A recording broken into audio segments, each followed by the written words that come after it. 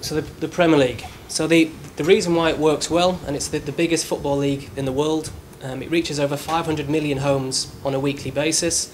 It's broadcast into 211 territories. What is the English Premier League? English Premier League. So it's very American. So we call it just the Premier League. The Americans like to call it the EPL because it matches the NFL and the NBA.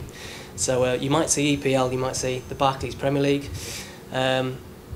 The global audience is 2.85 billion on a seasonal basis. Over 100,000 hours are transmitted of coverage per season. And then there are 25 million adults interested in football from the ABC1 demographic in the UK. So basically football reaches the world. Every single week the Premier League is being watched in Europe, in Africa, in Asia, in America. The Premier League is broadcast worldwide.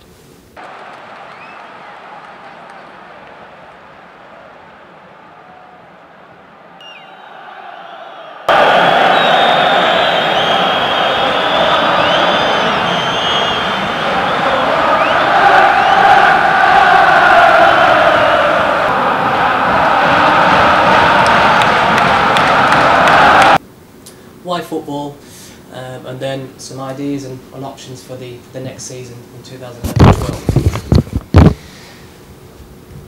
So the Premier League. So the reason why it works well, and it's the biggest football league in the world, it reaches over 500 million homes on a weekly basis. It's broadcast into 211 territories. What is the English Premier League? English Premier League. So it's very American. So we call it just the Premier League. The Americans like to call it the EPL because it matches the NFL and the NBA. So you might see EPL, you might see the Barclays Premier League. The global audience is 2.85 billion on a seasonal basis. Over 100,000 hours are transmitted of coverage per season. And then there are 25 million adults interested in football from the ABC1 demographic in the UK. So basically football reaches the world. Every single week the Premier League is being watched in Europe, in Africa, in Asia, in America. The Premier League is broadcast worldwide. So the EPL, as we'll call it, the continuous coverage. So the Premier League compares very well against the other top sporting properties in the world because it's on an annual basis. So for 10 months of the year the Premier League takes place, and each weekend or midweek there are matches taking place which are broadcast globally. Formula 1 is the next biggest property in terms of continuous coverage, where again you have the 17 races over the 8 months of the year, and again on a global scale.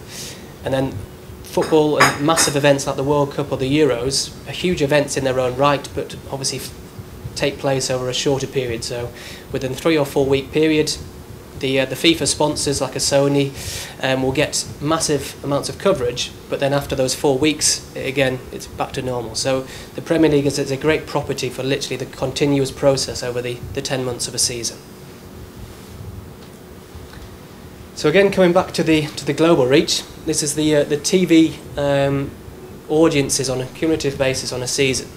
So this is basically a chart that the Premier League will use when they're advertising themselves as a property, because it literally stacks up in terms of the figures. So alone in Europe, there are over 700 million people watching the Premier League on a seasonal basis. In Africa, it's over 1,200 million people. In North America and South America, on a global basis, people are watching football every single week. And then obviously what we've done and what the Tanzanian Tourist Board have done is they've become partner and advertising partner of 6 Premier League clubs in the 2010-11 season, together with Lantec Services. And it's the first African organisation to ever do this. So it's a unique step. It's a huge property to take, and it's obviously giving the Tanzanian Tourist Board great reach and exposure on a global level. And it's a pleasure to be working with yourselves on this inaugural season. So in terms of the exposure, you have 3 minutes LED exposure, which are obviously the digital boards around the pitch, facing the TV cameras at the 6 clubs: Blackburn Rovers, Newcastle United, Sunderland, Stoke City, West Bromwich Albion and Wolverhampton Wanderers. So again, a good cross-section of the Premier League in all parts of the country, giving a good spread. So hopefully almost every weekend there'll be live TV coverage in Europe, in the UK, in Africa, and one of your teams will be on TV, so the Tanzanian Tourist Board is in the background to the Premier League.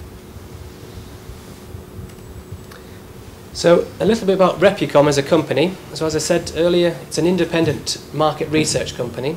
In the last 12 months, they've really taken the market research sector by storm because of their Football 24 product, which is basically they record and they measure anywhere that the Premier League is being broadcast on a global level, they'll be watching those advertising. So from the DVD footage, they've got the technology that can pick out when the Tanzanian Tourist Board is on the boards, and they can measure the amount of exposure that delivers on a global basis. So the match that we're going to see tomorrow, Stoke-Liverpool, is broadcast live in the UK, but we know that match will also be broadcast live in probably over 200 countries.